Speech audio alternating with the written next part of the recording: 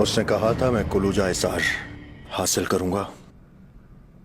अगर वो कहता है ना गोल हासिल करना है तो वो कामयाब होता, तो उसे कौन रोक सकता है? ये वक्त गुजर जाने के बाद ये बताने का क्या फायदा कि वो ये नहीं कर सकता? अर्तुरुल साहब के बेहतर होने से पहले हमारी रिवायात सरदारों की जिरगे की इजाजत देती है। इस पेचीदा वक्त में सरदार को मुंतखब करके इस मसले को हल करना चाहिए।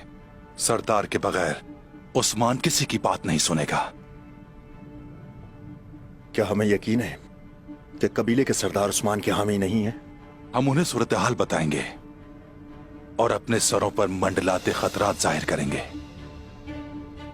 उस्मान की मुखालफत करेंगे चचा जान?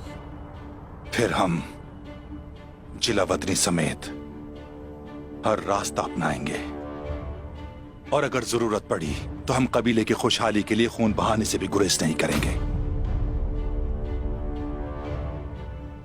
अगर जरूरत पड़ी तो समझ गए मेरी बात?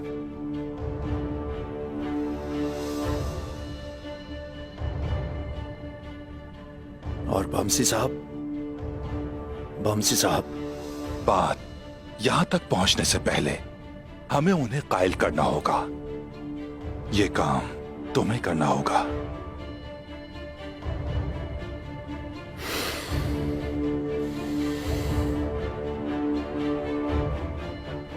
सरदारान से बात करना शुरू कर देते हैं।